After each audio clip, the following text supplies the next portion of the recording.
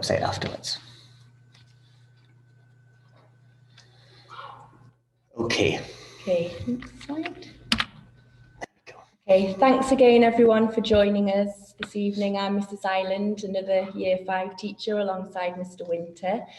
So the aims really of today's session, like Mr. Winters said, is to explain some of the strategies that we use to teach reading and promote reading for pleasure, to explain how you can help your child at home, and hopefully to share some reading lists and suggestions that might help you to encourage your child to read a bit more at home.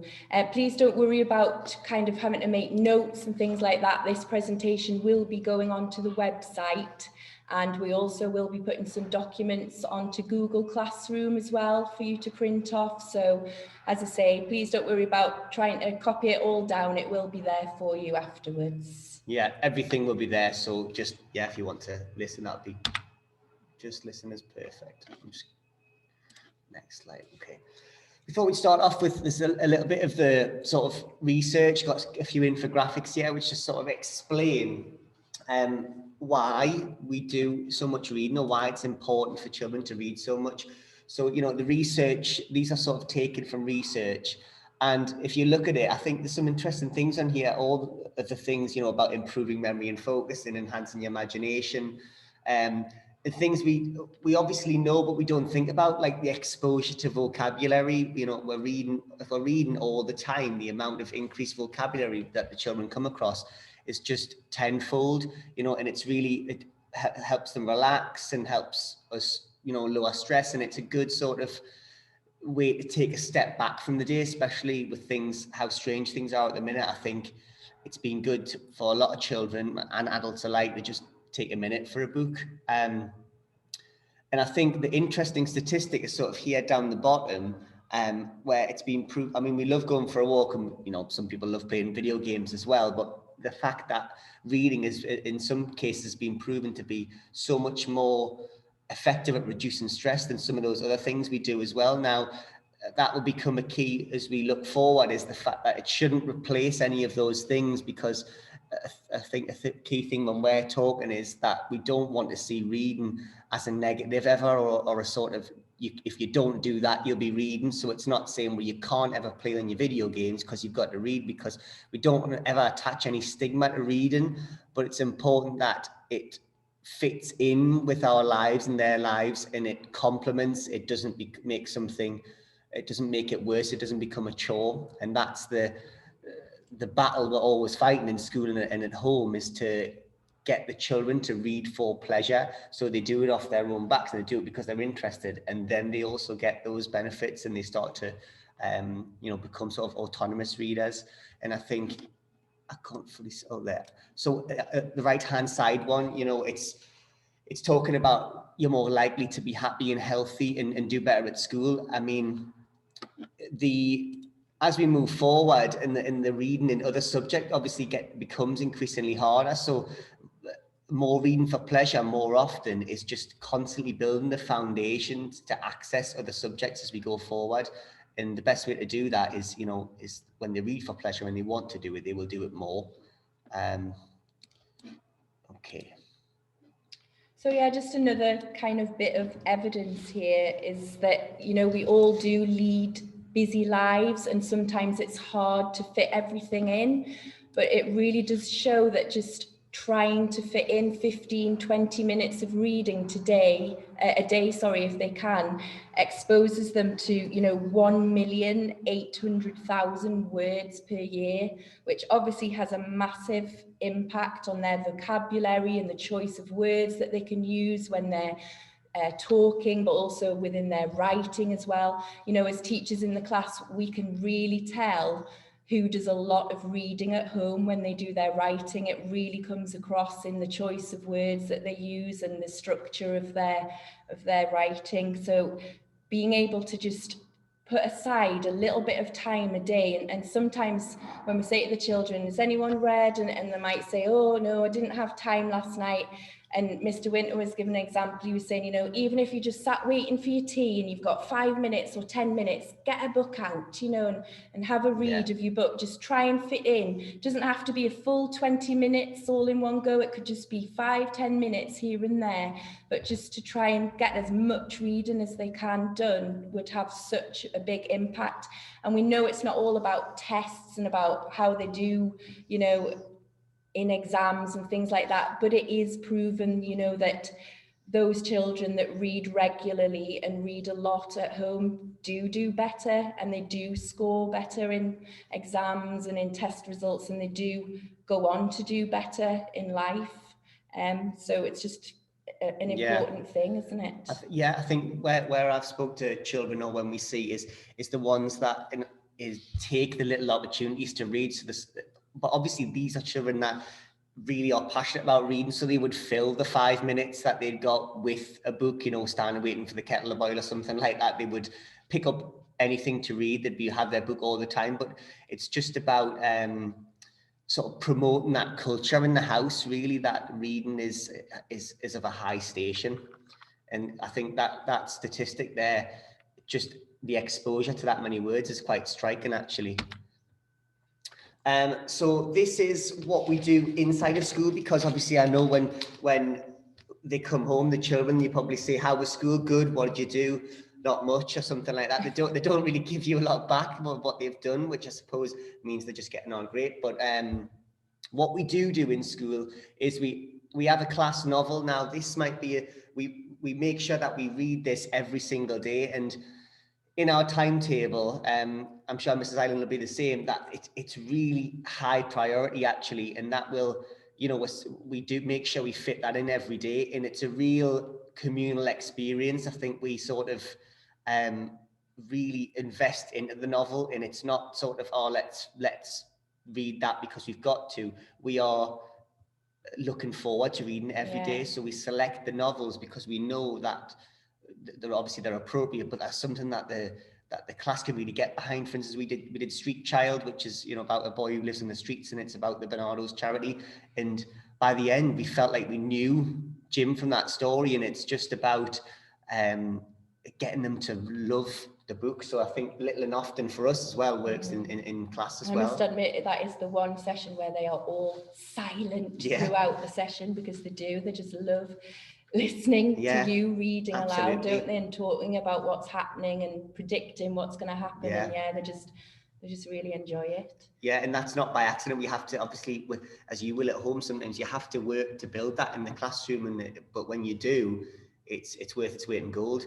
We also set aside, we have got a busy timetable, but we do set aside some independent quiet reading time, because they do need to be able to have the staying power to read through texts without being sort of pushed on it all the time. We will check what people are reading and things, but there is time put aside where they just develop that staying power to read, because obviously attention spans are so short sometimes that we want to build that resilience with books. We also go to Reading Plus. We go to the ICT suite once a week, every class to do Reading Plus, which can complement their Reading Plus work they do at home. We want to really push Reading Plus, because we do it in the ICT suite, and we'd also like them to do sort of 2 to 3 sessions at home if possible. Now, again, this is really hard. It's sometimes difficult because we're so busy, but Reading Plus is amazing because what it does is it's so individual to each child. It's a completely different program to everyone who does it. So it's far more tailored than even we can be as teachers, because it uses statistics so well.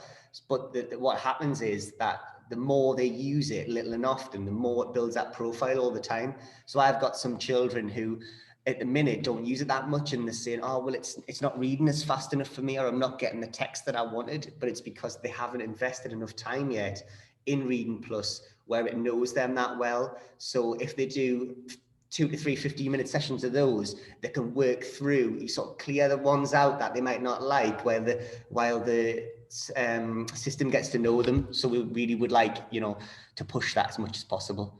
And we have 5 specific reading sessions during the week. And 2 of those will be based around our class novel, so it complements that novel that we're getting into, and 3 of the other ones will be on something totally different. So this week I'm doing all Disney songs, and then we were doing introductions to novels, and it's just a real varied exposure to text, which means that they see, you know, text in all different text types, and we really dig into lots of different texts. We have that 5 times a week. And we do texts that feed into our writing and our topics in literacy lessons and English writing lessons as well. So the skills that we target during our reading sessions, obviously the majority of children that come into year 5 and 6 are already fluent readers. So we do aim to build on that, but also it's more focusing on the comprehension skills. So what we look at are what we call the reading vipers.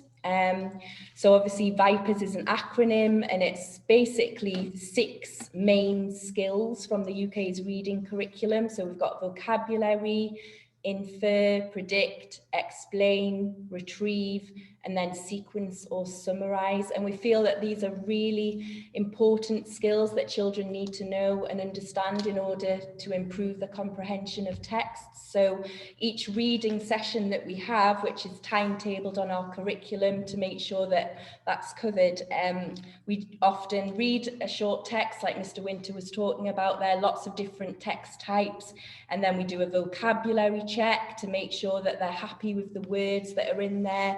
And if we come across any new words that they haven't perhaps come across before, we then add them to our working wall in the classroom so that they can then use those in future in their writing. And then we might do a little bit of inference, trying to infer what's happened in the text, and then just focus on perhaps one lesson predicting what's going to happen next. Yeah. Or maybe the lesson focus might be on, right, can we summarize what happened in that section? So we don't always cover all of those skills every reading session. We try to just focus on 1 or 2, but we always do look at the vocabulary because that's really important. Obviously, if they don't understand what they've read, then it's going to be really hard to look at it in any more detail. This slide here, it complements that, or the last slide, or it adds on to it. And this is a sort of table of lots of questions and sort of question stems that we can use, or you guys can use with children at home as well. So there is, you know, all those vocabulary questions there and inference questions. Now, they obviously, you would choose what you wanted to use with them. Obviously, they don't all fit with all books, but what we're going to do is we thought we could put that on Google Classroom. And if you print it off, you can fold it up and it'd be a bookmark, or it could be a poster on the wall. Because these are questions that we would use in class. They are, some of them are quite complex. They're getting them to really think outside the book, think of, they're building their inference and prediction skills. So that will be going in Google Classroom, so that you can print that off as well.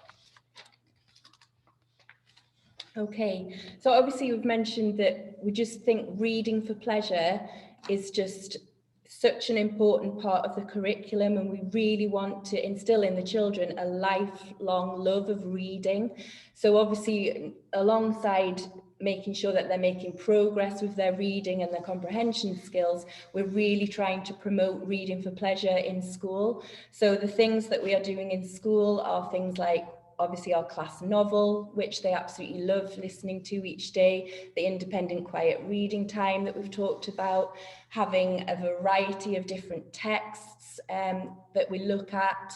We've done things like reading challenges where we've tried to ask them to read in different places and unusual places. We do actually have a dedicated middle school library called the Book and Quill. Unfortunately, obviously at the moment it's been a little bit out of bounds, but we're hoping that will be back open again soon, and they will each class or year group will have a timetabled slot where they can go into there and choose their own books.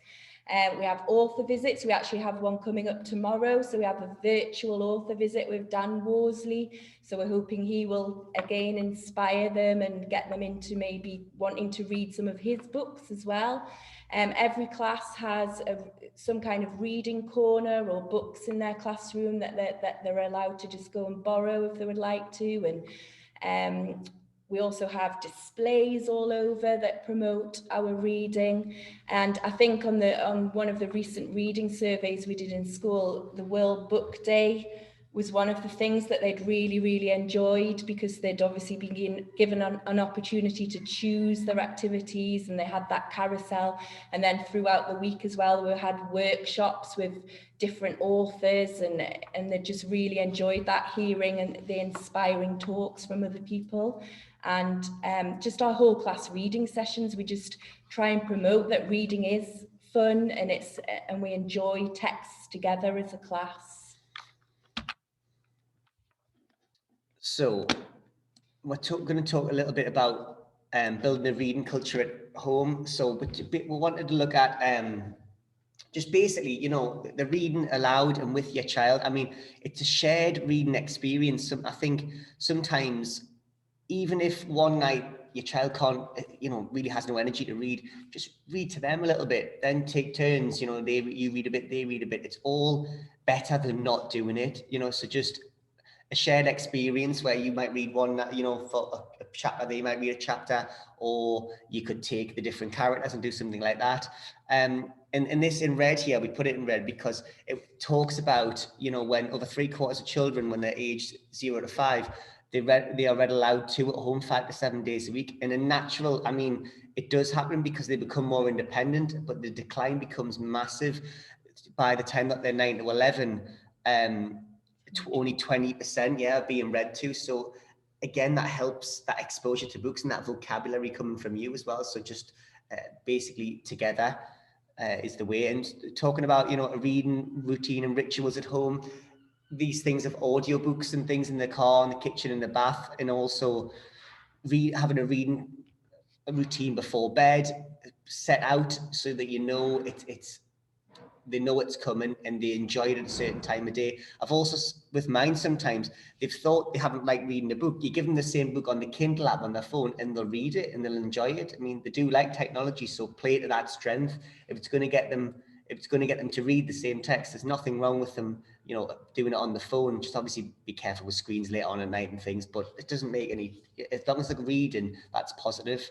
And again, from you guys, is just being that reading role model. And if you're reading something, you know, it might not be an appropriate book for them, but you can still talk about how much you enjoy reading books and things like that. You know, you can still talk about books in a positive way, just is the way forward, where I think we've tried hard in the classroom to have more conversations just about what we read and how we enjoy reading. And yeah, cozy reading spaces, and well, when the library opens again, getting down there as well, because we used to do that. We used to do library visits quite often, didn't we? Yeah. And it's sometimes people don't go that often, and it puts books in a positive light again.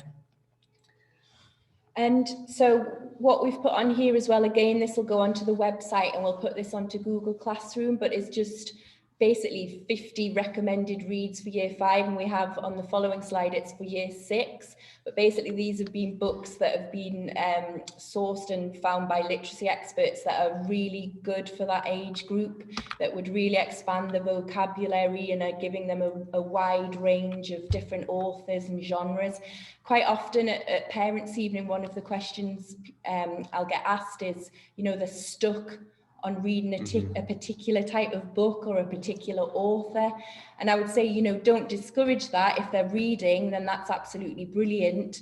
But having something like this and maybe printing it off and just saying, well, should we try one of these? Which one of these do you think looks good or looks interesting? And maybe, you know, sometimes there's a little gift, you know, birthdays or Christmas, if they bought something like this, then they can actually think, oh, actually, I did like that author, right? Well, which authors are similar to that? And then you can just get out of that kind of rut of just always reading, you know, Roald Dahl or David Walliams or things like that, just trying to experience different authors, because sometimes they can say, oh, that book was amazing, and it might be one that they wouldn't ever think to choose before.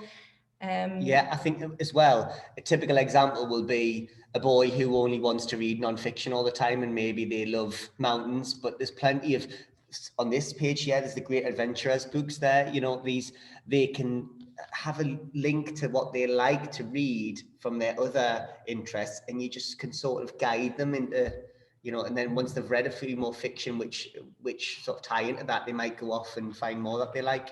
I know even just from reading our class novel, we did Cosmic first by Frank Cottrell Boyce, and I know I've seen now about 3 or 4 of them in class with another Frank Cottrell Boyce, because it's just got them into thinking, oh, I liked that one, so I'll probably like other books that he's written. So it's just great to expose them to other authors. Yeah, and actually in the last couple of weeks, I've had 2 children that have bought books that we've looked at little extracts from. So it's just about showing them more, and then they think, oh, that might be something I quite like. And just also to dangle a little carrot for the Reading Plus, I have ordered some of these recommended reads for year 5 and year 6, and we've said to them that those that complete their Reading Plus and do their reading record are going to be put in a prize draw to win one of these, and they can choose which one that they would like. So that's just a little incentive for them to keep going with their reading. We've also put there, and again, you don't need to note these down, but these are just some of the some websites you can get books and things from, or you can you know, access some reading resources. But that will obviously be on the PowerPoint, should be on there and then there'll be clickable links from there as well, or you can just Google those as well. Yeah. And I think that's the end of our slides. Got any questions? I'm just checking. No, we don't seem to have any questions. If anybody does have any questions, please feel free to type them into the chat and we can yeah, we've got probably them. about 2 minutes before, but yeah, we can get a couple of questions in. As we say, all of this will be going on to the website, and the Reading Vipers document we'll put onto Google Classroom, and the recommended reads we'll put onto Google Classroom as well, so that's easy to access and have a look at. I don't think we have any questions, do we? Oh. So we've got, yeah, we've got graphic novels, absolutely fine, I think. I mean, the amount of text that they're going to get through is, reading is not a lot, but definitely got graphic novels, because otherwise you're saying to them, no, that reading's not good. So we think, you know, just a varied amount. Yeah, just pepper in other things as well. Reading records on Google Classroom. Yeah, so that's put on a Monday to fill in throughout the week, and then if they just submit it on a Sunday night or on the Monday again, and then the new one goes on the following Monday. It can be printed off and handwritten if that's easier, and just take a photo, or they can even bring it in. That's absolutely fine, or it can be done on Google Classroom.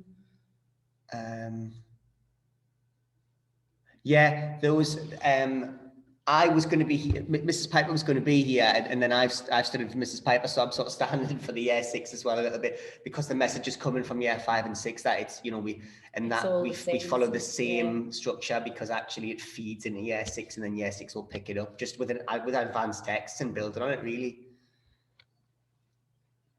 Any more coming through? I think that looks like it.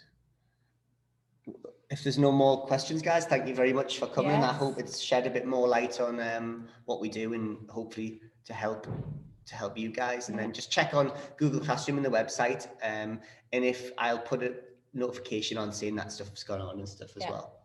That's great. Thank you very much for your time and for coming on. Thank you. Thank you. Bye-bye. Thanks. Bye.